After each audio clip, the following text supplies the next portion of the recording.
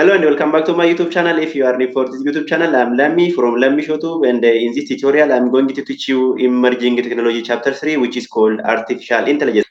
Jirtu kabajamtoonni maatiiwwan lammishootu warra beeknefan lammidha. Lammishootu biraati egaan akkuma beekamu yeroo darbe keessatti Emerging Technology kanarratti yookiin immoo Introduction to Emerging Technology kanarratti viidiyoo hedduu isin jedheen ture. Isaanis inni tokkoffaan course outline Emerging Technology irratti jedheera. Akkasumas chapter 1 Emerging Technology irratti viidiyoo isin hojjedheen ture. Akkasumas sample question and answer chapter 1 irratti isin hojjedheen ture. Akkasumas chapter 2 part 1 part 2 lamatti reen isin hojjedheen ture yookiin immoo tutorial isin hojjedheen ture jechuudha. Yoo viidiyoo sana ilaalle yookiin immoo suur sagalee sana ilaalle lammishootu bikkeessantanii daawwachuu ni dandeessu jechuudha. Yookiin immoo description viidiyoo kana keessa sii kaawwan ta'e description viidiyoo kana keessantanii ilaaluu ni dandeessu jechuudha. Paartii kanaan immoo yookiin immoo kutaa har'aa kanaan immoo Emerging Technology Chapter 3 yookiin immoo Artificial Intelligence kan waliin ilaallu ta'a jechuudha.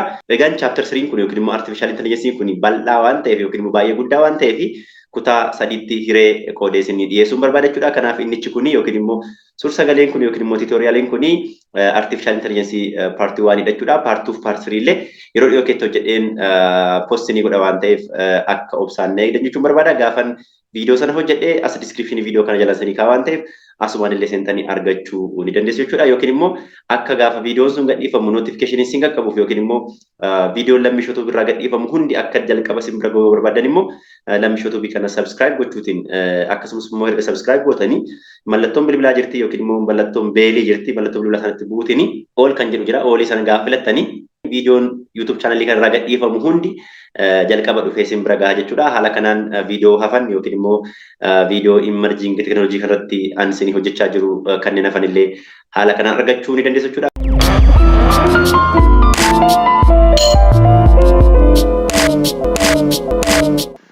So let me open the PowerPoint and let us learn together. And these are learning content or topic to be covered in this chapter. So we'll start by saying introduction to artificial intelligence. Under this introduction to artificial intelligence, we'll see what's artificial intelligence, which means we'll see definition of artificial intelligence. We'll see history of artificial intelligence from the birth date of artificial intelligence to current time. And we'll see also the level of artificial intelligence. We have 7 levels of artificial intelligences. We will see these levels of artificial intelligence. We will see also types of artificial intelligence. We have different type of artificial intelligence based on capabilities and based on functionality. So we'll see these types of artificial intelligence separately, and we'll see also advantages and disadvantages of artificial intelligence. As we know, every technology has its own advantages and disadvantages. The same is true here for artificial intelligence, which means artificial intelligence also have advantages and disadvantages. So we'll see the advantage and disadvantage of artificial intelligence. Then we'll see also how human being think. Under this one, we'll see mapping human thinking to artificial intelligence components, which means if we know how our brain works or how human being thinks, so we can easily map the way of human thinking to the computer system. So we learn how human being thinks and how the human thinking is mapped to computer thinking or the computer systems. Then we'll see also influencer of artificial intelligence. There are so many influencers which takes of artificial intelligence to the next level. Some of them are big data, data sciences, different microchips, and the cloud computing are some of the influencers of artificial intelligence. So we'll see these influencers of artificial intelligence under this chapter.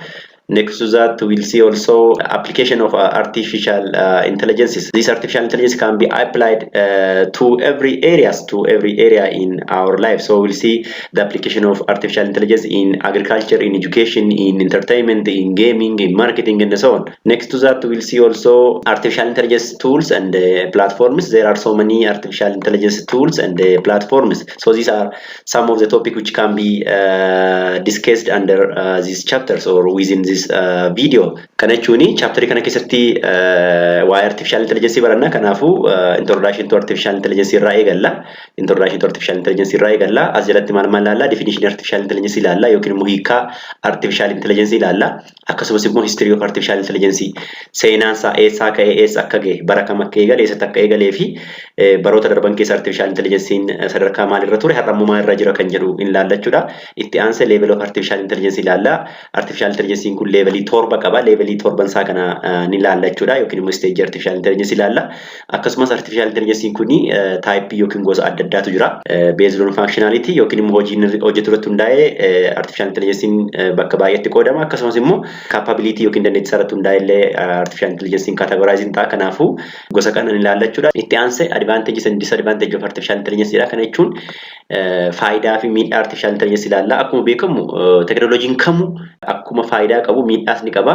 Kun artificial intelligence keessatti sirriidha jechuudha. Kana jechuun artificial intelligence akkuma faayidaa qabu miidhaallee ni qaba. Kanaafuu faayidaa artificial intelligence akkasumas immoo miidhaan artificial intelligence nurra geessu illee ilaalla jechuudha. Itti aansee how human thinks jedha. Kana jechuun akkamittiin akka namni yaadu ilaalla jechuudha. Kana jechuun akkamitti akka namni yaadu, akkamitti akka namni waa tokko baratu, akkamitti akka namni waan tokko problem way solve godhu yoo barre, akkamitti akka namni problem solve godhu kan akkamitti akka namni waa baratu sana yookiin immoo akkamitti akka namni waa yaadu sana maal gochuu dandeenya jechuudha. Computerattis gochuu dandeenya yookiin immoo akka computerris dandeettii sana qabatu gochuu ni dandeenya jechuudha. Kanaafuu akkamitti akka namni yaadu yoo barre computer akka nama yaaduu danda'u yookiin immoo computer akka nama waa hojjechuu danda'u hojjechuu waan dandeenyuu fi waa'ee kanaalee ni baranna jechuudha. Itti aansee waa'ee influencer of artificial intelligence ilaalla. Kana jechuun artificial intelligence kanaaf warri dhiibbaa godhan yookiin immoo warri artificial intelligence kana sadarkaa xaalutti warri fuudhan yookiin immoo jiraachuu artificial intelligence kanaaf warri lafee dugdaa ta'anii kanneen akka big data, data science, cloud computing fi kanneen kana fakkaatan hin jiru. Kanaafuu isaanii ilaalla jechuudha. Itti aansee application of artificial intelligence jedha. Kana jechuun artificial intelligence kun area baay'ee irratti yookiin immoo area hundarratti apply ta'a jechuu ni dandeenya. Kanaafuu application artificial intelligence kana akkamittiin fi eessatti akka inni apply ta'u ni ilaalla jechuudha. Akkasumas immoo tools and platform of artificial intelligence jedha. Kana jechuun artificial intelligence kun toolii baay'ee akkasumas immoo platformii baay'ee fayyadama yookiin immoo qaba. Kanaafuu toolota yookiin immoo platformota artificial intelligence kanallee chapterii kana keessatti ilaalla jechuudha. After the end of this chapter, you or the viewer of this video should know or explain what is artificial intelligence, describe the era of artificial intelligence, explains the types and approaches of artificial intelligence, describes application of artificial intelligence in healthy agriculture, in business, in game, in education, and so on. And able to list the factors that influenced the advancement of artificial intelligence in the recent year, understand the relationship between human way of thinking and the computer way of thinking, and identify artificial intelligence research focus area, and able to identify the real world application of artificial intelligence and some tools and platform of artificial intelligence. Kanaaf gabaabumatti barattoonni yookiin immoo namoonni viidiyoo kana ilaalaa jirtanii dhuma viidiyoo kanatti yookiin immoo dhuma chaaptarii kanatti warreen kana beekuun sinirraa eegama jechuudha. Kanaafuu seeraan na hordofaa jechuun barbaada.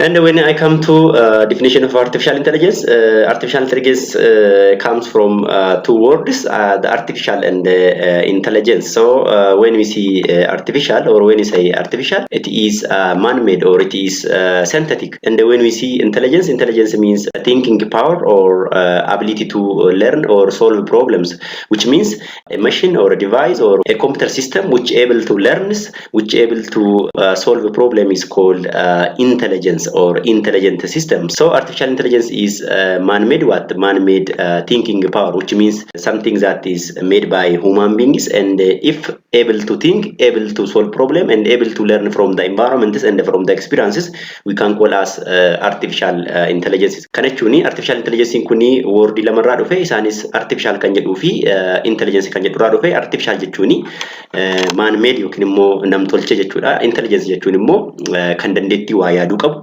dandeettii waa barachuu kan qabu, akkasumas immoo kan waa solve gochuu danda'u yookiin immoo kan rakkoo furuu danda'u maal jenna jechuudha? Intelligence jenna yookiin immoo intelligent jenna jechuudha. Kanaafuu intelligence fi artificial kana yoo walitti finne maal jechuudha?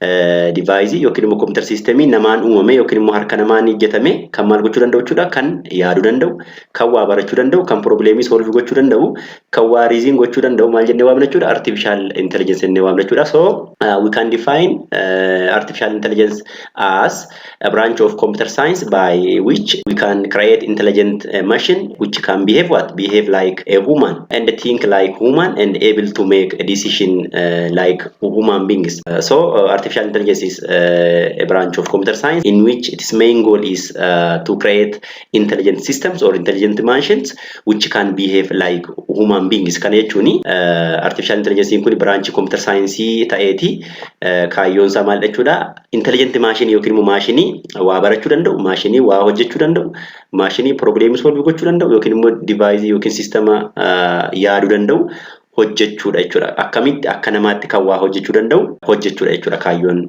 artificial intelligence kuni. Intelligence is ability to acquire and apply knowledge. When you say intelligence, it's ability to acquire a knowledge from the environment or acquire knowledge from the experience and apply that knowledge. And this knowledge is information acquired through experience. And this experience is a knowledge gained through exposure or training. So when we sum up these three things together, we can get artificial intelligence. Kana jechuuni intelligent jechuun yookiin immoo intelligent jechuun dandeettii waa acquire godhuu yookiin immoo dandeettii waa barachuu kan qabu, akkasumas immoo kan immoo waan baratan immoo apply godhuu yookiin immoo beekumsa apply godhee rakkoo tokko furuu danda'u intelligence jennee waamna jechuudha. Knowledge yookiin immoo beekumsa gaafa jennu immoo information maalirraa argame jechuudha. Information muuxannoo irraa argame yookiin immoo experience irraa argame immoo maal jenna jechuudha, beekumsa yookiin immoo knowledge jenna jechuudha. Experience kun immoo beekumsa karaa trainingii yookiin immoo karaa shaakaluu argannedha jechuudha. Kanaaf experience karaa shaakaluu argama yookiin immoo karaa trainingii argama. Knowledge immoo kan argamu experience tiinidha. Kanaafuu kan sadan yoo walitti combine goone yookiin immoo walitti hiine maal ta'a jechuudha, artificial intelligence jedhu nuu kenna jechuudha. And the next one is intelligence is composed of what? Intelligence is composed of reasoning, learning, problem solving, perception, and linguistic intelligence, which means when we say intelligence is composed of reasoning, for example, if one system can able to debate or negotiate with human beings or with another intelligent system or with another computer system or with another machines, we can say that systems is intelligent or that machine is intelligent. Kana jechuun maashiniin tokko yookiin immoo devicein tokko yookiin immoo computer systemiin tokko intelligentidha jechuu fi maal qabaachuu qaba, reasonii gochuu danda'uu qaba jechuudha. Reasoning gaafa jennu kan nama faana waa falmuu ta'uu danda'a yookiin immoo kan nama faana walii galu ta'uu danda'a, kan waata reason out godhu ta'uu danda'a jechuudha. Kana gochuu danda'a taanaani waan sana yookiin immoo computer systemii sana maal jechuu danda'a jechuudha, intelligent jennee waamuu danda'a jechuudha. The next component of intelligence is learning, which means if one systems or computer systems able to learn as human beings from the environments and from the previous experiences for doing something or for solving some problems, we can say that systems or that machine is intelligent. Kana jechuun systemni tokko yookiin immoo computer systemiin tokko akkuma namaa barachuu ni danda'a yoo ta'e environment isaarraati yookiin naannoo isaarraati, akkasumas immoo data duraan kennameef irraati barachuu danda'a yoo ta'e maal jechuu danda'a jechuudha, intelligent jechuu danda'a jechuudha. Fakkeenyaaf daa'imni gaafa dhalattu waa tokko illee beektu, kan isheen waa barachaa deemtu eessarraati jechuudha, kan isheen waa barattu naannoo ishee irraati jechuudha. Warra ishee gaafachuutiin, haadha ishee, abbaa ishee gaafachuutiin, ollaarraa naannoo irraa baratti, afaan isaa ta'uu, aadaa isaa ta'uu, waan kamuu naannoo irraa baratti jechuudha yookiin immoo maatii irraa baratti jechuudha. Akkuma kana maashiniin yookiin immoo intelligent device onni yookiin immoo intelligent system onni kan isaan waa baratan maaraata jechuudha, data irraa jechuudha. Data kennineefiitii dataatiin barsiisna jechuudha. Fakkeenyaaf amma otoon bilbila kana feesiitiin cufeera ta'e yookiin immoo fuula kootiin otoon cufeera ta'e fuula kiyyaan maal gochuu danda'a jechuudha, banuu danda'a jechuudha. Garuu fuula kiyyaan banuu fi bilbila kana maal gochuun qaba jechuudha, jalqaba bilbila kana maal barsiisuun qaba jechuudha, fuula kiyya barsiisuun qaba jechuudha. Kana jechuun fuula kiyya kenneefitaniini sanaan booda fuula kiyya barateeti maal godha jechuudha. Yoo fuula kiyya ta'e innaa bana yoo fuula biraate immoo lakkisi miti jedheeti banuu dida jechuudha. Kanaafuu maal kennineef jechuudha daataa kennineefitu barsiisne jechuudha akka inni ana ta'uu dhabuu adda baafatu jechuudha. Kanaafuu sistemni akkuma nama waa baratu daataa irraa waa baratee decisionii tokko mee gochuu danda'u yoo jiraate maal jennee waamna jechuudha intelligentidha yookiin immoo intelligence systemidha jennee waamuu dandeenya jechuudha. Inni xaanu problem solving jedha. The next components of intelligence is problem solving, which means any systems or a computer system which able to solve a problem which needs intensive knowledge is called intelligent. Kana jechuun system maal gochuu danda'u problemi akkuma namaa furuu danda'u yookiin immoo akkuma namaa rakkoo furuu danda'u maal jennee waamuu dandeenya jechuudha intelligent jennee waamuu dandeenya yookiin immoo intelligence qaba waan kun jennee waamuu dandeenya jechuudha. The next component of intelligence is perception, which means as we know we human beings perceive our environments by using our five sense organs, which means by using our eye, by using our ear, by using our nose, by using our tongue, and by using our skin.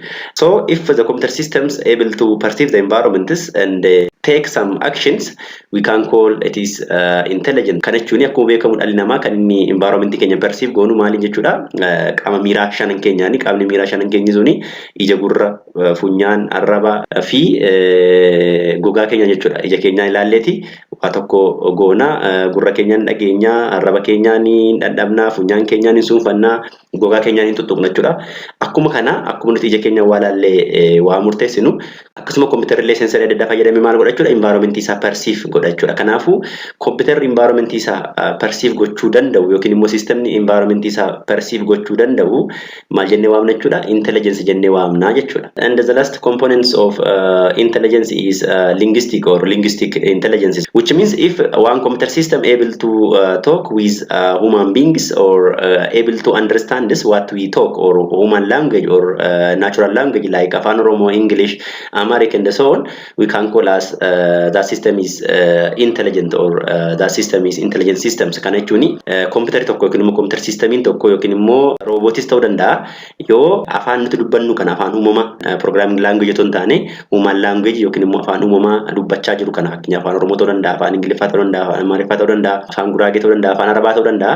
Afaan kana understand godhee yoo inni na waliin communicate gochuu danda'a ta'e yookiin immoo maashinii biraa waliin afaan uumamaa kanaan communicate gochuu danda'a ta'e maashina sana yookiin immoo device sana yookiin immoo computer system sana maal jechuu dandeenya jechuudha intelligent jechuu dandeenya jechuudha. So these are some of the components of component of intelligence. So if the computers or systems have ability to reason, ability to learn, ability to solve the problems and perceive the environments and have knowledge of linguistic, we can say it is called intelligent systems, or we can say computer yookiin immoo computer systemiin yookiin maashinni reason gochuu danda'u, learn gochuu danda'u, rakkoo furuu danda'u, akkasumas immoo environment isaa perceive gochuu danda'u, akkasumas kan afaan danda'u yoo ta'e maal jennee waamuu dandeenya jechuudha it is called artificial intelligence jennee waamuu dandeenya yookiin immoo systemni suni intelligence qaba jennee waamuu ni dandeenya jechuudha. And the next one is artificial intelligence systems. As we know, system is nothing but is a group of components that are working and interacting together in order to achieve one common goal. So artificial intelligence also have systems in which the system of artificial intelligence contains two things. Those are agent and its environment. When you say agent can be human beings or agent can be a robot. Anything that can perceive its environment through sensors and act upon the environment through effectors. Which means if we take human as agents, human can perceive its environment by using sense organs, eye, ear, and so on. And if we take a robot as agents, a robot can perceive its environment by using different sensors, and act upon that environment by using different effectors. For example, if we see this diagram, here we have environment. This environment is one of the components of artificial intelligence systems. Then we have also agents, in which the agent can be robot and humans. In this case or in this scenario, our agent is what? Our agent is this robot. This robot is regarded as agent. So we have agent and environments, and these agents or this robot can perceive the environment by using what? By using different sensors. After perceiving the environment, this sensor can take actions by using what? By using effectors, in which the effectors of these sensors can be leg or hands of this robot. Kana jechuun artificial intelligence system gaafa jennu component lama of keessaa qaba. Inni tokko agent dha, inni lammaffaa environment dha. Agent gaafa jennu nama ta'uu danda'a, akkasumas immoo robot ta'uu danda'a. Environment immoo environment dha, naannoo suma jennu sana jechuudha. Fakkeenyaaf namni kan inni environment isaa yookiin immoo naannoo isaatii waa perceive godhu maal isaatiin jenneerra, qaama miiraa isaatiin jenneerra, ijaan, gurraan, funyaaniin, arrabaan jenneerra. Robotiin immoo kan inni environment isaa perceive godhu maaliitiin jechuudha? Sensoriitiin jechuudha. Sensorii fayyadameetu environment isaa perceive godha jechuudha. Sana booda erga sensorii isaa ta'u qaama miiraas fayyadamnee erga environment perceive goonee booda actionii ta'e fudhannaa jechuudha. Actionii ta'e fudhannaa jechuudha. Actionii kan fudhannu immoo maaliin jechuudha? Effectoriitiin jechuudha. Fakkeenyaaf haa jennu otoo namni waa tokko nutti darbate sanaan booda maal goona jechuudha? Yeroo nutti darbatu yookiin ija keenyaan argina yookiin immoo gurra keenyaan dhageenya jechuudha. Sanaan booda yoo ija keenyaan argine yookiin immoo gurra keenyaan dhageenye, iji keenya yookiin gurri keenya kun akka maalitti nu gargaara jechuudha? Akka sensoriitti nu gargaara yookiin immoo kan environment sana perceive godhedha jechuudha. Sanaan booda maal goona? Yookiin hin fiigna, yookiin gadi jenna, yookiin immoo harkaan defense ofirraa gochuu dhaqna jechuudha. Yoo harkaan ofirraa deebisne harki kun maal ta'a jechuudha? Yookiin immoo yoo fiigne miilla keenyaan miilli keenya maal ta'a jechuudha? Effectoriidha jechuudha. Yookiin immoo harkaan yoo ofirraa defense goone waa nutti darbatamu sana harki keenya kun akka maalitti nu gargaara jechuudha? Akka effectoriitti nu gargaareera jechuudha. Kanaaf asirraas akkuma diyaagiraamii kanarraa argitanii artificial intelligence systemiin component lama qabanneerra, environment fi agentidha jenneerra. Agentiin nama yookiin robotii ta'uu danda'a jenneerra. Fakkeenyaaf asirratti robotidha jechuudha agentiin keenyi. Robotiin kun maal qabdi? Miilla qabdi, harka qabdi. Akkasumas robotiin kun sensorii of keessaa qabdi. Kan maal gootu? Kan environment ishee sensi gootu jechuudha. Sanaan booda erga environment sensi goote yookiin immoo waa sensi goote yookiin waa dhageesse, waa ilaalte, erga waa perceive goote maal goote jechuudha? Actionii ta'e fudhatte jechuudha. Akkuma sila ani amma yoo namni waa nutti darbate sana laaluutiin yoo hin jalaa baqanna yookiin jalaa gadi jenna yookiin defense goona akkuma jedhe sana robotiin kun illee maal goote jechuudha? Erga environment perceive goote, sensorii kana erga environment perceive goote sanaan booda actionii ta'e fudhatti jechuudha. Actionii ta'e fudhatti jechuudha. Kan isheen actionii sana fudhattu immoo miilla isheetiin ta'uu danda'a, harka isheetiin ta'uu danda'a. Sun immoo maal jedhamu jechuudha? Effector jedhamu jechuudha. Effector jedhamu jechuudha. Fakkeenya biraatoon isinii kenne, fakkeenyaaf amma yeroo karaarra deemnu waan adda addaa ilaalaa deemna. Ija keenyaan jechuudha.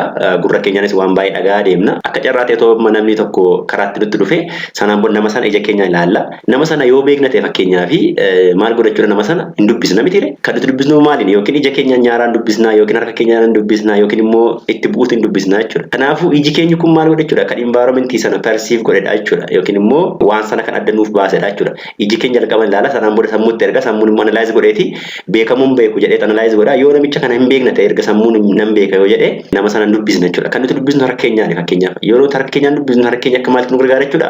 Akka effectoriitti nu gargaara jechuudha. Kanaafuu artificial intelligence system keessatti environment fi agentiin hin jiru. Environment wanta ilaalamu sana, wanta tuttuqamu sana jechuudha. Kan environment sana perceive godhu immoo hin jira jechuudha. Namni qaama miiraa isaatiin environment perceive godha. Computer immoo yookiin immoo intelligence systemiin immoo sensoriitiin jechuudha. Environment isaa kan inni perceive godhu. Sana booda erga perceive goone yookiin immoo environment keenya erga perceive goone immoo maal godha jechuudha?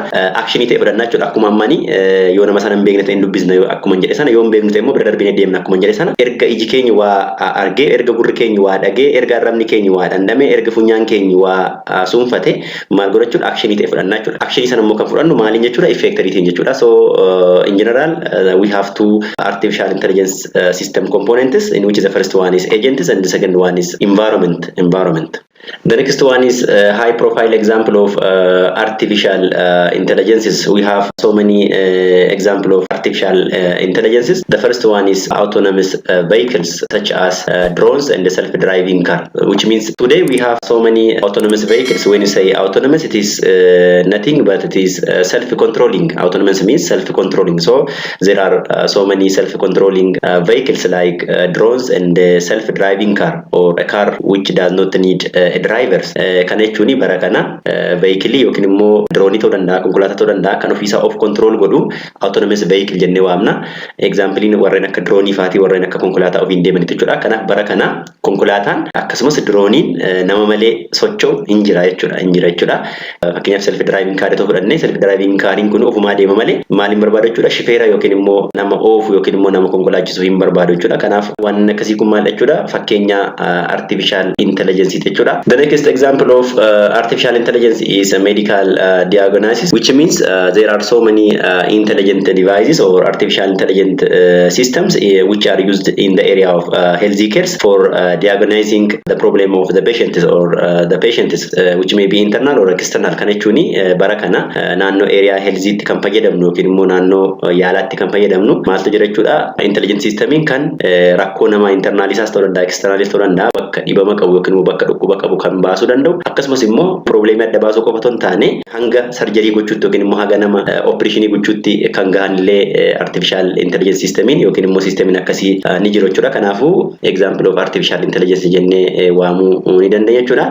The next high profile example of artificial intelligence is creating art such as poetry, which means there are unintelligent systems which can write a film scripts and which can write poetry. Kana jechuun bara kana computer systemiin yookiin immoo intelligent systemiin kan walaloo barreessuu danda'an akkasumas immoo kan filmii barreessuu danda'an ni jiru jechuudha. The best example of intelligent system which can create artists or which can write script for film is a Benjamin systems. Kana jechuun Benjamin systemiin yookiin immoo Benjamin artificial intelligence intelligent system ta'ee kan maal godhu jechuudha. Akkuma nama script filmii kan barreessu ni jira jechuudha. Kana YouTube irra galtanii check gochuu dandeessu jechuudha. So there are intelligent system which can create or which can write scripts as human beings. And the next high profile example of artificial intelligence is proving mathematical theorems, which means there is a system or intelligent system which can prove complex mathematical theorem as human beings. The best example is logic theorist systems or logic theorist intelligent systems. Kana jechuun akkuma nama mathematical theorem kan prove godhan intelligent system ni jiru jechuudha. Fakkeenyaaf logic theorist kan jedhamu intelligent systemiin akkasii kuni maal gochuu danda'a jechuudha. Mathematical theorem prove gochuu ni danda'a jechuudha. Fakkeenyaaf theorota 52 kennamee fi theory 52 keessaa 38 karaa sirrii kan prove gochuu danda'edha jechuudha logic theoristiin kuni. So a device or a system which can prove mathematical theorem is also considered as high profile example of artificial intelligence. The next example of artificial intelligence is playing a game like chess and Go, which means there is an intelligent systems or intelligent device which plays a game like chess and Go with human beings and with machines and able to win what? A professional persons or expert persons. Kana jechuun artificial intelligence yookiin immoo intelligent system kan geemii taphatan illee ni jiru. Geemii kanneen akka chess fi Go jechuudha. Geemii kana taphatanii maal gochuu danda'u jechuudha. Nama expert ta'e yookiin immoo nama area sanatti professional ta'e illee kan mo'an illee ni jiru jechuudha. Kanaaf warreen akkasii kana warreen geemii nama faana taphatan yookiin immoo maashina faana taphatan nama mo'uu danda'an maal jennee waamuu dandeenya jechuudha. Intelligent system jechuu dandeenya yookiin immoo fakkeenya artificial intelligence goonee fudhachuu ni dandeenya jechuudha. The next example of artificial intelligence is search engine. The best example of search engine is Google. Akkuma hundi keenya beeknu Googlein fakkeenya artificial intelligence ti. Maaltu artificial intelligence godhe yoo jettani, for example yoo nuti waa tokko internet irra gallee waa search goonu Google irratti jechuudha, waan nuti barbaannu sana database adda addaa irratti guureeti maal godhe nu baasa jechuudha, retrieve godhe nu baasa jechuudha. Kun intelligence jechiisuu ni danda'a. Kana qofa miti, akkasumas maal godhe jechuudha, fakkeenyaaf gaafa nuti waa barreessinu yoo nuti dogoggorre fakkeenyaaf what's artificial intelligence jechuu barbaanne yoo qubee wayii dogoggorre kana jechuu barbaadde jedheeti maal nu godha jechuudha, suggest nu godha jechuudha. Kunillee maal isaa ibsa jechuudha, intelligent ta'uusaa ibsa jechuudha. Maal jennaan nutiin assist nu gochaa jira waan ta'eef jechuudha. Akkasumas immoo bara kana suura keenyaan akkasumas immoo sagalee keenyaan internet irra galleeti waan barbaanne search gochuu ni dandeenya jechuudha. Kunillee bu'aa maaliiti jechuudha, bu'aa artificial intelligence jechuudha. Kana qofa miti, fakkeenyaaf otoo YouTube fudhattanii YouTube irra galtanii gaafa waa ta'e barreessanii yookiin immoo viidiyoo ta'e search gootanii gaafa isin viidiyoo laaltanii viidiyoo sana fakkaatu maal godha jechuudha, recommend isin godha yookiin immoo isin fida jechuudha. Akkasumas sana cuftanii yeroo baatan yeroo lammaffaa yookiin immoo yeroo biraa yoo deebitanii YouTube seentanii history keessanii yookiin immoo seenaa keessan kan isin duraan search gochaa turtan irratti hundaa'uutiin maal godha jechuudha, viidiyoo haaraa yookiin immoo viidiyoo isa isin duraan ilaaltan fakkaatu recommend isin godha jechuudha. Kunillee maal jechuudha, Googlein yookiin immoo YouTubein artificial intelligence kan akka qabu yookiin immoo akka intelligent ta'e nutti hima jechuudha. Kanaafuu gabaabumatti search engine intelligent system yookiin immoo artificial intelligence jennee waamuu ni dandeenya yookiin immoo akka artificial intelligence itti fudhachuu ni dandeenya jechuudha.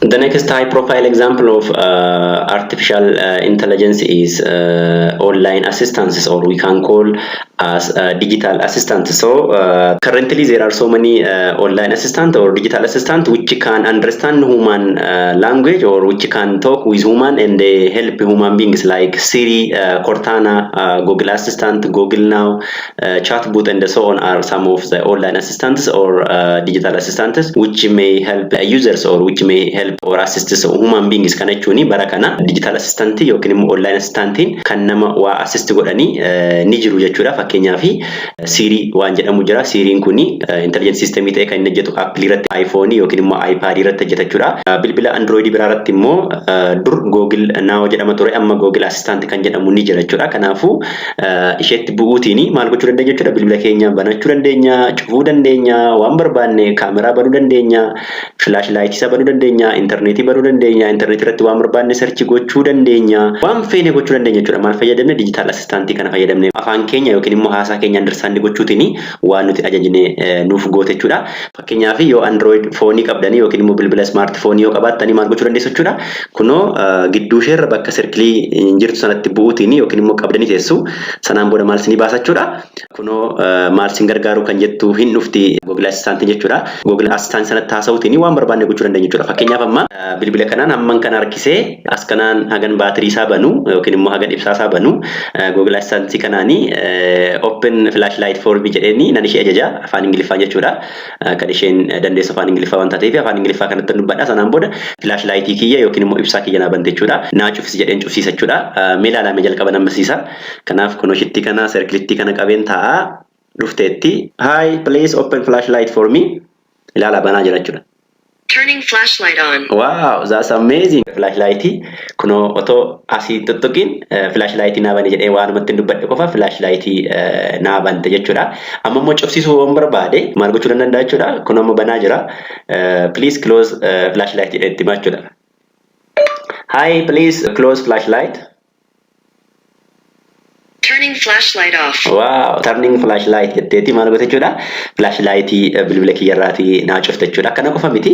Akkasumas fakkeenyaaf otoo nama kaameraa banuu barbaade akkattiin kan harkiseetanii hagan kaameraa bira ga'ee kaameraa bilbila kiyyarraa kana banu maal gochuu danda'a jechuudha.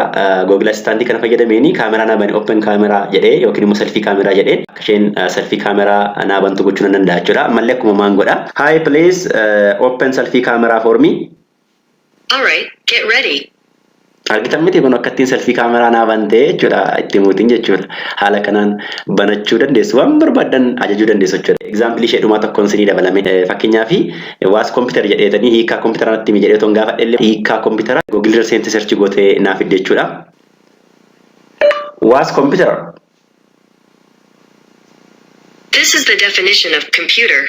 An electronic device for storing and processing data, typically in binary form, according to instructions given to it in a variable program. Argitan miti kun baay'ee nama dhiba. Waas computer jedheen gaafadhe sanaan booda maal gote jechuudha. Google irra seenteeti hiikaa computeraa barbaadde fiddeeti sanaan booda immoo fiduu qofa otoo hin taane sagaleetiin illee computer jechuun akkas jetteeti hiikaa sanatti himte jechuudha. Kanaafuu online assistantiin akka kana ni jiru jechuudha. Isheen amma isin agarsiisaa ture maal jedhamte jechuudha. Google Assistant jedhama. Bilbila Android kamirrattuu ni hojjeta. Yoo garuu bilbilli keessanii iPhone yookiin immoo iPad ta'e immoo maal gootu jechuudha. Siri kana fayyadamuutiin intelligent systemiin Siri jedhamtu jirti. Siri sana fayyadamuutiin waan barbaadan gochuu ni dandeessu jechuudha. Kanaafuu intelligent systemiin akkasiillee amma gabaarra ni jiru jechuudha. Kan nama assist godhan yookiin immoo kan nama gargaaran jechuudha. Akkasumas immoo desktop irratti yookiin immoo laptop irratti illee systemni Cortana jedhamtu jirti kan Microsoft jechuudha. Cortana sana banuu fi mallattoo Windows fi caa qabdanii waan barbaadan itti dubbachuutiin waan barbaadde isinii banti waan barbaadde isinii cufti jechuudha. Kanaafuu intelligent systemiin akkasiillee artificial intelligence yookiin immoo artificial intelligent jedhameetu beekama yookiin immoo waamama jechuudha. The next example of artificial intelligence is image recognitions in photographs, which means there are systems which uses computer vision to recognize a photo or a picture or image. Kana jechuun bara kana system ni maal godhu jira jechuudha. Computer vision ni kan suura recognize godhu eenyudha eenyu miti jedhee kan recognize godhu jira jechuudha. Fakkeenyaaf amma face recognition ni example image recognition ta'uu danda'a. Kun akkuma bilbila kana argitan fakkeenyaaf bilbilli kiyya kuni lock ta'eera yookiin immoo cufameera. Bilbila kana banuu fi yoo barbaade patterns jirra jiru kanatti guutuutiin banuu nan danda'a. Yoo barbaade immoo ashaaraa kanaan banuu nan danda'a. Yoo barbaade immoo fuula kiyyaan banuu nan danda'a jechuudha. Mee fuula kiyyaan banee sin agarsiisaati. Sunichi example maal jechuudha? Example image recognition jechuudha. Face recognition ni example image recognition jechuudha. Kun akkuma argitanii cufaa jira jechuudha. Cufaa jira. Mee fuula kiyyatti qabeetaniin bana. Kun baneera jechuudha bilbila kiyya kana. Kanaafuu moobaayilli kun intelligent system kan face recognize godhu of keessaa ni qaba jechuudha. Kana jechuun jalqaba face kiyyan kennaafi yookiin immoo fuula kiyyan kennaafi sanaan booda yeroo biraa yoo ani ittiin banuu barbaade fuula kiyya kana sana waliin compare gochuutiin yoo isa ta'e innaa bana yoo isa ta'u baate immoo maal godhachuudha simiti jedheeti hin banu jechuudha. Kanaafuu face recognition example image recognition jechuudha. Namni kan inni waa adda baasu ilaaleetu jechuudha. Ijaan ilaaleetu adda baasna. Akkasumas immoo computerri immoo sensorii ni qaba jechuudha yookiin immoo bifa kaameraatiin sensoriin hin jirti isheetu nama sana ilaaluutiin isa moo samiti jedhee kan recognize godhuun jira jechuudha. Akkasumas platformiin adda addaa bara kana maal fayyadamaa jiru face recognition fayyadamu. Fakkeenyaaf Facebookii ni beektu jedhee yaada. Facebookiin konseptii face recognition kana yookiin immoo image recognition kana ni fayyadama. Akkam godhaa fakkeenyaaf gaafa nuti suuraa nama waliin kaane post gochuuf jennu maal jedhaa namicha kana ta'a godhi abbaan suura kana namicha kanadha jedheeti maqaa isaa nuuf fida jechuudha. Ofuma isaa otoo nuti hin baasin jechuudha. Akkasumas immoo nama biraa faana suura kaanee namni biraan suni otoo suura keenya Facebook irratti gadhiise suura keenya adda baasuutiin yookiin immoo recognize gochuutiin maal jedha jechuudha notification nuuf erga jechuudha. Namni wayii suura kee gadhiisaa jira simoo simiti jedheetu nu gaafata jechuudha. Kanaafuu dhaabbanni baay'een kanneen akka Facebookii kanneen akka Instagramii baay'een isaanii maal fayyadamu jechuudha image recognition ni fayyadamu jechuudha. Especially area security irratti yookiin immoo surveillance irratti ni fayyadamna image recognition kana jechuudha. Kanaaf image recognition kun yookiin immoo face recognition kun example artificial intelligence keessa isa tokkodha jechuudha. The next example of artificial intelligence is spam filtering. So spam filtering is a system or intelligent system which filters whether the email sent to us is unwanted or spam or not spam. Kana jechuun fakkeenyaaf messaging karaa email yookiin immoo karaa Gmail gaafa nu ergamu messaging suni spamii yookiin immoo unwanted dha yookiin immoo unwanted miti jedhee kan categorize nu godhu yookiin immoo kan nuuf kaa'u spam filter kan godhu hin jira jechuudha. System akkasii hin jira jechuudha. Akkasumas immoo maal godha jechuudha email nu ergame yookiin immoo message nu ergame categorize godhee kaa'aa jechuudha. Kana jechuun primary jedha. Lammaffaa immoo social jedhee kaa'aa jechuudha. Kana jechuun yoo Facebookiin keenya fi emailiin keenya walitti hidhamee ta'e waan Facebook irratti like godhame waan comment godhame waan adda addaa kana maal godha jechuudha karaa emailii keenya nu ergaa garuu maal jala kaa'aa jechuudha social jala kaa'aa jechuudha. Twitteris maalis akkasuma jechuudha. TikTok illee akkasuma jechuudha. Akkasumas immoo dhaabbanni promotion hojjetan yookiin immoo kan promote godhanii advertisementiin adda addaa yoo nutti ergamallee maal godha jechuudha advertisement jedhee sanallee qofaatti categorize godhee kaa'aa jechuudha. Kanaafuu gaafa ergaan karaa emailii nu ergamu yookiin primary dha yookiin social dha yookiin immoo advertise dha jedheeti maal godha jechuudha categorize godhee nu kaa'aa jechuudha. Akkasumas immoo bara kana maaltu barameera karaa emailii computer attack gochuun yookiin immoo hackeroonni linkii wayii yookiin immoo faayila wayii karaa emailii nutti erguutiin sanaan booda yoo emailii sana bannee linkii sana irratti buunu yookiin immoo faayila sana bannu waa hack nu godhu yookiin immoo computer keenya attack gochuu ni danda'u jechuudha. Kanallee kan filter godhu maalintu jira jechuudha yookiin immoo spamii kana kan filter godhu system ni jira jechuudha. Kanaafuu spam filtering is also another example of or best example of high profile artificial intelligence. The next example of artificial intelligence is prediction of judicial decisions and targeting. Kana jechuun akkuma abukaatoon tokko waa'ee seeraa nama gorsu yookiin immoo waa predict godhu systemni akka abukaatootti nama gorsu waa predict godhu yookiin immoo akkas godhi akkasiin godhin jedhee nutti mullee hin jira jechuudha. Kanaafuu warra akkasiillee intelligent system jennee waamna jechuudha. The next example of artificial intelligence is online advertisement. Fakkeenyaaf amma product ta'e otoo beeksifachuu barbaanne karaa social media ta'uu danda'a karaa platformii kamuu haa ta'u yoo waa beeksifachuu barbaanne waan sun akka audience keenya bira nu ga'uu ni barbaanna jechuudha. Kanaafuu intelligent systemoonni maal godhan jiru jechuudha nama waan sana barbaadutti recommend gochuutiin akka audience sana bira ga'u kan godhan ni jiru jechuudha. Kana jechuun kan namni search godhe irratti hundaa'anii ta'uu danda'a. Beeksisni kun nama kana bira ga'uu qaba yoo nama kana bira ga'e gaarii ta'a yookiin immoo yoo beeksisni kun eenyu bira irra ga'e dhaabbanni kun fayyadamaa ta'a kan jedhu analyze godhanii fi isaanii jechuudha. Maal godhu jechuudha beeksisa sana gara ergamuu qabutti kan ergan yookiin immoo kan advertise godhanillee systemoon akkasiillee ni jiru jechuudha. So in general these are some example of artificial intelligence. And here in this slide we can get a difference between deep learning, machine learning and artificial intelligence. Machine learning is nothing but is a fundamental concept of artificial intelligence or is a fundamental or it's a backbone of artificial intelligence, which means as we know the main goal of artificial intelligence is creating a system which is intelligent or creating intelligent systems. But to create intelligent systems or a system which can behave like human beings or artificial intelligent systems, times we need what? We need a machine learning, because a machine learning teaches machine to be what? To be intelligent. Kanachuni kayon artificial intelligence system akka namatti act gochuu danda'u, akka namatti waa furuu danda'u yookiin immoo akka namatti problem furuu danda'u hojjechuudha jenneerra. Kan hojjechuuf immoo maal barbaada jechuudha? Artificial intelligence kuni machine learning barbaada jechuudha. Akkuma daa'imni xiqqoon gaafa dhalattu afaanis ta'e waan hundumaayyuu naannoo isheerraa akkasumas maatii isheerraa waa barattu sistema tokkollee intelligent gochuuf yookiin immoo akka namaatti akka inni behave godhu gochuuf machine learning jiraachuu qaba jechuudha. Maal jennaani kan machine akka inni intelligent ta'u kan godhu machine learning jechuudha. We have different types of machine learning. For example, there is supervised machine learning, unsupervised machine learning and semi-supervised machine learning. Kana jechuun gosti machine learning immoo gosa baay'eetu jira. Isaan keessaa tokko supervised machine learning dha. Kana jechuun gaaffii sin kenninaa fi deebii sin kenninaa fi sanaan booda maal godhu jechuudha. Yeroo biraa gaaffii kennineefitu sistema sana yookiin immoo maashina sana madaallaa jechuudha. Fakkeenyaaf amma otoo timaatima tokko dhukkuba qabaachuu dhabuusaa maashina wayiitiin yookiin immoo sistema wayiitiin adda baasuu barbaanne maal gochuu qabna jechuudha. Sistema keenya sana yookiin immoo maashina sana barsiisuu qabna jechuudha. Akkam goonee barsiisna? Timaatima suura kaasneeti kenninaaf jechuudha. Kana jechuun maal goona jechuudha? Kun timaatima dhukkuba qabudha. Kun immoo timaatima dhukkuba hin qabnedha jenneeti sistema kana barsiisna jechuudha. Sanaan booda erga sistema kana barsiisnee booda yeroo biraa maal goona jechuudha? Timaatima haaraa tokkotti kennineeti timaatimni kun dhukkuba qaba moo dhukkuba hin qabu jennee gaafannaa jechuudha. Kuni maal jedhama jechuudha? Supervised machine learning jedhama jechuudha. Kanaafuu supervision hin jira jechuudha yookiin immoo jalqaba deebii faana maashinii sana barsiisna jechuudha. Kun timaatima dhukkuba qabudha. Kun timaatima dhukkuba hin qabne jenneeti aannutti goone yookiin immoo taaggooneeti maashina sana barsiisna jechuudha. Unsupervised machine learning keessatti immoo akkamidha?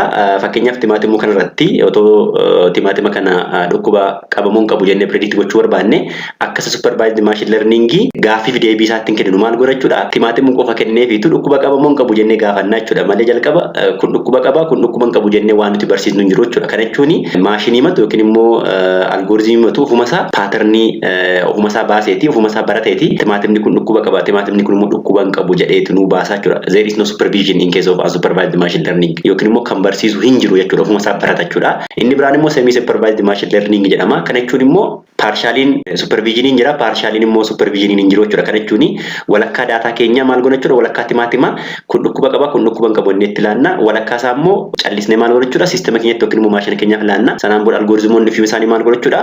Learning godhaniiti yeroo biraa yoo nuti timaatima haaraatti kenninu kun dhukkuba qaba kun dhukkuba hin qabu jedhaniiti nutti himuu danda'u jechuudha. Kanaafuu intelligent systemii tokko hojjechuuf yookiin immoo artificial intelligence tokko hojjechuuf maal barbaanna jechuudha? Machine learning barbaanna jechuudha. Machine learning immoo maal jechuudha? Daataa nuti kenninuuf irraati barateeti problemii ta'e nuuf fura yookiin immoo decisionii ta'e yookiin immoo murtoo ta'e nuuf dabarsa jechuudha. Kanaafuu artificial intelligence fi machine learning akka lafee dugdaati jechuudha. Artificial intelligence yaaduu hin dandeenyu machine learning malee jechuudha. There is also deep learning. Deep learning means a field of neural network with several hidden layers, which means it is one of subfield of machine learning or example of machine learning, which is based on artificial neural networks which have several hidden layers. Kana jechuun immoo deep learning in example malee jechuudha. Example machine learning jechuudha. Machine learning jechuudha. Fakkeenyaaf akkuma graph kanarraa argitanii as you can see from this diagram there is a deep learning. Deep learning is a subfield of machine learning and machine learning is a subfield of artificial intelligence. Kana jechuun kun akkuma argitanii artificial intelligence broader termidha. Isa jala maaltu jira? Machine learning ni jira. Machine learning immoo algoritmii baay'ee of jalaa qaba. Isaan keessaati deep learning tokkodha jechuudha. But deep learning is state of art dha jechuudha. Yookiin immoo gosa machine learning ta'eeti kan daataa baay'ee barbaaduutiin akkuma maqaan isaa ibsu deeply barsiisa jechuudha. Gaafa waa barsiisu yookiin maashina sana akka inni intelligent ta'u gaafa barsiisu deeply barsiisa jechuudha. Kan inni barbaadullee daataa baay'ee barbaada jechuudha. Kana jechuun fakkeenyaaf namni tokko haguma barachaa deemu, haguma dubbisaa deemu, haguma qo'achaa deemu maal ta'a deema jechuudha. Sammuu isaa bal'achaa deema yookiin immoo understanding isaa baay'ee dabalaa deema jechuudha. Yookiin immoo dandeettii problems furuu isaa dabalaa deema jechuudha. Akkuma kana the same is true here in deep learning. Kana jechuun deep learning kun daataa baay'ee nurraa barbaada jechuudha. Daataa baay'ee nurraa fudhachuutiin yoo nuti daataa baay'ee kennee fi daataa sanarraa barachuutiin deebii yookiin immoo problemii salphaatti nuuf furuu danda'a yookiin immoo decision tokko seeraan make nu gochuu ni danda'a jechuudha. So deep learning is a subfield of machine learning. Machine learning is a subfield of artificial intelligence. The next one is need of artificial intelligence. So why we need artificial intelligence? We need artificial intelligence to what? To create expert systems. The main goal of artificial intelligence is to create expert systems that exhibit the intelligent behavior with capability to learn, demonstrate, explain, advise, and so on. So the first main goal of artificial intelligence is to create a systems or expert system that behave like human beings, or that can learn, that can demonstrate, that can explain, and that can advise users. And the second need of artificial intelligence is helping machine to find a solution to complex problem like human do, applying them as algorithms in a computer-friendly manner, which means creating a machine or a device or intelligent system which can solve a problem which need intensive knowledge as human do. Barbaachisummaa artificial intelligence jechuudha. Need of artificial intelligence jechuuni artificial intelligence kun kan inni barbaachisee fi maaliif jechuudha? To create what? To create expert systems jedha. Yookiin immoo systemii akka nama ogeessa ta'e yookiin immoo akka nama expert ta'e hojjechuudha jechuudha. System expert jechuun immoo kan reason gochuu danda'u, kan barachuu danda'u, kan demonstrate gochuu danda'u, kan explain gochuu danda'u, kan nama gorsuu danda'u hojjechuudha jechuudha. Kaayyoon artificial intelligence inni jalqabaa jechuudha. Inni lammaffaa immoo finding a solution to complex problem jedha. Kana jechuun akkuma namni problemii solve godhu artificial intelligence illee maal jechuudha? Kan inni hojjetamu problemii solve gochuuf jechuudha yookiin immoo rakkoo furuuf jechuudha kan inni hojjetamu. Kanaafuu we need artificial intelligence to create expert system, and we need artificial intelligence to help a machine to find or to solve a complex problem like a human do. Kanaafuu warreen kanaaf artificial intelligence barbaadu ni dandeenya jechuudha. And these are goal of artificial intelligence. Inni kun immoo goal artificial intelligence jedha yookiin immoo kaayyoo artificial intelligence jedha. Isaan keessaa inni jalqaba replicate human intelligence jedha jechuudha. Kana jechuun sammuu namaa yookiin immoo intelligence namaa copy gochuu jechuudha. Namni intelligence guddaa qaba. Kanaafuu intelligence namaa kana copy godhati maal godha jechuudha? Akka maashinni illee intelligence akkasii kana qabaatu gochuu jechuudha yookiin immoo akkuma nama akka problem solve godhu akkuma nama akka waa baratu gochuudha jechuudha kaayyoon artificial intelligence inni jalqabaa jechuudha. Inni lammaffaa or the second one is to solve knowledge intensive tasks or to solve a problem which needs knowledge intensive. Kana jechuun problemii yookiin immoo rakkoo knowledge guddaatiin yookiin immoo beekumsa guddaatiin malee hiikamuu hin dandeenye hiikuudha jechuudha. Akkuma namni tokko problemii hiiku inni illee maal gochuudha jechuudha? Problemii hiikuudha jechuudha kaayyoon isaa inni biraan. The next goal of artificial intelligence is an intelligent connection of perception and action, which means creating a good connection between perception and actions. Kana jechuun immoo akkuma sila dubbanne sana namni kan inni perceive godhu miira isaatiin jenneerra yookiin immoo sense orgaaniitiin jenneerra akkuma sana intelligent device immoo yookiin immoo intelligent system immoo yookiin immoo robootonni immoo sensoriitiin jechuudha kan isaan environment isaanii perceive godhan jechuudha. Perceptionii kanaa fi actionii gidduu immoo hariiroon guddaa yookiin immoo connection guddaan yookiin immoo connection gaariin jiraachuu qaba jechuudha. Fakkeenyaaf silaamanii bilbila kana fuula kiyyaan baneen ture. Kanaafuu fuula kiyyaan banuu fi maal gochuu qaba jechuudha? System yookiin immoo mobaayilii kana keessa kan jiru intelligent system yookiin sensoriin as keessa jiru suni maal gochuu qaba jechuudha? Jalqaba fuula kiyya ilaaluu qaba jechuudha. Fuula kiyya gaafa ilaaluu maal jenna jechuudha? Perception jenna yookiin immoo perceive gochaa jira jechuudha. Erga perceive godhee maal gochuu qaba? Actionii fudhachuu qaba. Actionii inni fudhatu lamadha. Yookiin innaa bana yoo ana ta'e innaa bana yoo ana miti immoo mobaayilii kana banuu dhiisaa jechuudha. Inni immoo maal jedhama jechuudha? Actioniidha jechuudha. Kanaafuu there should be intelligent connection between perception and actions. Actionii fi perceptionii gidduu hariiroon guddaan jiraachuu qaba jechuudha. So creating intelligent connection between perception and action is also one of the goal of artificial intelligence. And the next goal of artificial intelligence is building a machine which can perform tasks that require human intelligence, which means developing systems or computer system which can help human beings and which can solve different problems. Kana jechuun kaayyoon artificial intelligence inni biraan immoo maal jechuudha? System yookiin immoo maashinii akka namaatti waa hojjechuu danda'u akka namaatti waa problem solve gochuu danda'u hojjechuudha jechuudha yookiin immoo hojii sammuu namaa barbaadu kan hojjechuu danda'u hojjechuudha jechuudha gooliin artificial intelligence inni biraan jechuudha. And the last goal of artificial intelligence is creating some system which can exhibit intelligent behavior, learn new things by self. Gooliin artificial intelligence inni dhumaa maal jechuudha? Intelligent systemii kan maal godhu jechuudha? Kan ofuma isaa of control godhu yookiin immoo autonomous ta'e hojjechuudha jechuudha. Fakkeenyaaf akka self driving car, droonii adda addaa ta'uu danda'a. Kanaafuu warreen akka kana kan ofii isaanii of control godhan yookiin immoo human intervention kan hin barbaanne hojjechuudha jechuudha kaayyoon artificial intelligence inni biraan. So these are some of the goal of artificial intelligence. Kanaafuu gabaabumatti warreen asirratti listi ta'an kuni maal jechuudha? Kaayyoo yookiin immoo goolii artificial intelligence jechuudha. And the next one is disciplines contributing to artificial intelligence. As we know, artificial intelligence is multidisciplinary fields, and some of the field which contribute for artificial intelligence includes mathematics, philosophy, psychology, biology, statistics, neural science or neuron science, philosophy, computer science, sociology, mathematics, and so on.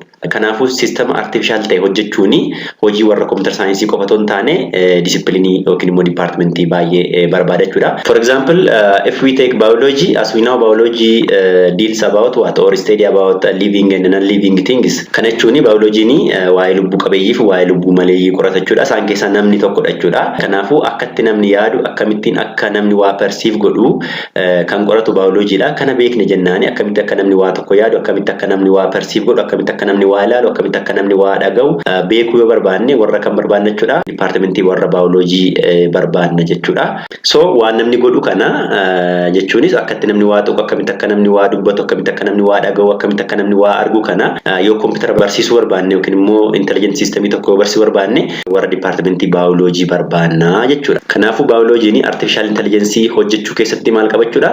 Gahee guddaa qabachuudha. The next one is neuron sciences. As we know, biological neuron is responsible for carrying information throughout our body. Kana jechuuni akkuma beekamu neuronini hojiinsa yookiin immoo responsibility isaa maal jechuudha? Information qaama keenya fi sammuu keenya gidduu deddeebisuudha jechuudha. Qaama keenya keessattis ta'uu danda'a, alattis ta'uu danda'a, maaltu akka ta'aa jiru kan information deddeebisuu jechuudha. Neuronii jechuudha. Kanaafuu waa'ee neuron kanaa yoo beekne concept sanaani device yookiin immoo intelligent device hojjechuu dandeenya yookiin immoo neuronii yookiin biological neuroniin sun akkatti hojjetu yoo barre waan sana gara computeratti map gochuu dandeenya yookiin immoo computerris akkasitti akka inni hojjetu gochuu dandeenya jechuudha. Kana gochuuf immoo maal barbaanna jechuudha? Warra neuron science yookiin immoo warra disciplinii kana barbaanna jechuudha. The next field of study or department which contribute for artificial intelligence is psychology. As we know, psychology studies about what? Psychology studies about internal mental process of human mind, including memory, attentions, and perceptions. Kana jechuun internal sammuu keenya akkamittiin akka hojjetu waa'ee memory, waa'ee perception akkasumas waa'ee attention keenya warri qoratanii warra psychology jechuudha. So if we know the internal mental process of human mind, we can easily map that things to computers. Kana jechuun yoo akkamitti akka keessoon sammuu namaa hojjetu yoo barre yookiin immoo akkamitti akka namni yaadu, akkamitti akka namni waa yaadatu, akkamitti akka namni waa attention kennu yoo barre yookiin immoo internal mental process namaa yoo barre computerillee akka sanaa akka ta'u gochuu dandeenya jechuudha. Kana gochuuf garuu maal barbaanna jechuudha? Warra departmentii psychology yookiin immoo discipline psychology barbaanna jechuudha. The next discipline contributing for artificial intelligence is computer science. As we know, computer science takes a line share for this artificial intelligences. Kana jechuun artificial intelligence kana hojjechuu fi warra computer science fi computer science related departmentiin gahee leencaa qabu jechuudha. Maal jennaani? Computer systemiin tokko maal barbaada? Hardware fi software barbaada miti. Software sana kana hojjetu yookiin immoo akka hardwareeni functional ta'u kan godhu yookiin immoo software sana kana hojjetu warra kamidha jechuudha? Warra computer science fi computer science related department waan ta'eef kanaafuu warra computer science fi computer science related departmentiin as keessatti gahee guddaa qabu yookiin immoo artificial intelligence kana hojjechuuf gahee guddaa qabu jechuudha. The next discipline contributing for artificial intelligence is sociology. Sociology, as we know, sociology studies about human social relationships, culture, and so on. Warri sociology immoo namni akkamittiin akka nama faana jiraatu waa'ee social life akkasumas immoo waa'ee culture fi kanneen kana fakkaatan warra qoratanidha jechuudha yookiin immoo warra qoratanidha. Kanaafuu yoo isaan hin qabaanne yookiin immoo yoo isaan jiraatan maal gochuu dandeenya jechuudha? Sistema yookiin immoo intelligent systemii yookiin immoo computer systemii kan nama waliin sociable ta'e uumuu dandeenya yookiin immoo hojjechuu dandeenya jechuudha. Kana jechuun intelligent systemii culture nama namaaf kabaju akkasumas culture mataasaa qabu akkasumas immoo nama waliin social life beeku akkasumas immoo sistema biraa yookiin immoo computer systemii biraa waliin social life qabaatu hojjechuu fi maal barbaanna jechuudha? Warra departmentii sociology barbaanna jechuudha. Maal jenna? Warra sociology kanadha jechuudha. Intelligent devicein kun yookiin immoo systemiin kun akka inni warreen ammaa kana qabaatu kan gochiisu jechuudha. And the next discipline contributing for artificial intelligence is mathematics. As we know, we learn mathematics for what? For expanding our way of thinking and to solve problems or to solve a problem. So to have intelligent systems or intelligent machine which can solve problems, we need what? We need these disciplines or mathematics. Kana jechuun kaayyoon maatisii barannuu fi yeroo baay'ee maal jechuudha? Akka sammuun keenyi bal'isee yaaduuf akkasumas immoo waa biraa miti. Jireenyumti keenyu maal faana walitti hidhateera jedhee yaadani herrega faana walitti hidhateera jedhee yaada yookiin immoo jireenyumti keenyu herrega jechuudha. Kanaafuu yoo warri herregaa jiraatanii akkamittiin akka problemiin solve godhamuu maal gochuu danda'u jechuudha? computer barsiisuu danda'u jechuudha. Kanaaf warri mathematics illee gahee guddaa qabu jechuudha. Not only mathematics, statistics also play a great role for these artificial intelligences. For example, fakkeenyaaf amma otoo sistema waa predict godhu otoo hojjenne yookiin immoo otoo hojjechuu barbaanne fakkeenyaaf amma dhukkubsataan tokko har'a taa'ee waggaa 5 waggaa 10 booda probability ni dhukkuba biraatii yookiin immoo dhukkuba kaansariitii yookiin immoo dhukkuba wayii ta'eetiin qabamuu kan predict godhu otoo sistema qabaanne sistemni suni predict gochuufi yookiin immoo namni tokko har'a taa'ee waggaa 2 booda 3 booda 4 booda 5 booda dhukkuba kana qabaachuu danda'a jedhee waa predict gochuufi maratti hundaa jechuudha daataa patientii sanaa yookiin immoo daataa nama sanaa fudhateeti sanaan booda probability fudhataa jechuudha yoo akkas ta'e akkam ta'a jedheetu calculate godha jechuudha. Kanaafuu probabilitiin kun maal jechuudha mathematics jechuudha. Dhumarratti immoo percentii kana dhukkuba kanaan qabamuu danda'a percentii kana immoo dhukkuba kanaan qabamuu danda'a jedhee gaafa kaa'ullee percentiin sunillee maal jechuudha statistics jechuudha yookiin immoo lakkoofsunillee statistics faana walitti hidhata jechuudha. Precision recall F measure warra jennu jechuudha. Kanaafuu warri statistics illee artificial intelligence hojjechuu kana keessatti gahee guddaa qabu jechuudha. So in general to create intelligent systems or to have intelligent systems we need these departments or we need these disciplines. Kanaafuu system intelligent tokko hojjedha yoo jenne dirqama warra kam haasofsiisuu qabna yookiin immoo warra kam faana hojjechuu qabna jechuudha. Departmentota kana waliin hojjechuu qabna jechuudha.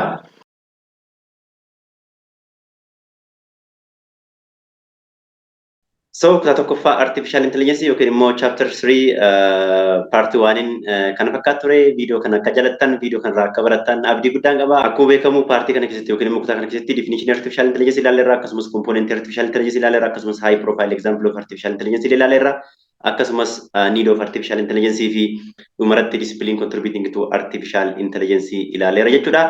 Kanaaf kutaa amma baranne kana keessatti yookiin immoo warra amma baranne kana keessatti gaaffii yoo qabaatta yookiin immoo waan isin hin galle yoo jiraate comment gochuutiin na gaafachuu dandeessu. Anillee gaaffii keessan isinii deebisuuf qophiidha jechuudha. Akkasumas kutaa lammaffaa fi kutaa sadaffaa artificial intelligence kana yeroo dhiyoo keetti qabadheen isinii dhiyaadha jechuudha. Viidiyoon part 2 part 3 fi chapteriin hafan gaafan gadhiisu akka jalqaba isin bira ga'uu barbaadan immoo YouTube kana yookiin immoo YouTube channelii kana lammii YouTube kana subscribe gochuu hin dagatiin jechuun barbaada. Subscribe gochuu qofa immoo hin taane mallattoon bilbilaa yookiin immoo mallattoo beeliitti gaafa buutanii sanaan booda all kan jettu yoo filattanii notification yookiin immoo gaafa viidiyoon YouTube channelii kanarraa gadhiifamu hundi isaayyuu jalqaba dhufeeti isin bira gaha waan ta'eef haala kanaan akkatti irraa fayyadamtan jechuun barbaada. Akkasumas immoo yoo viidiyoon kun isinitti tole like gochuu hin dagatina akkasumas hiriyoota keessaniif share gochuu hin dagatina jechuun barbaada. Hanga kutaa lammaffaa fi kutaa sadaffaa artificial intelligence kanaan wal arginutti nagaan naaf turaa jechuun barbaada. Baay'een isin jaalladha nagaan naaf turaa.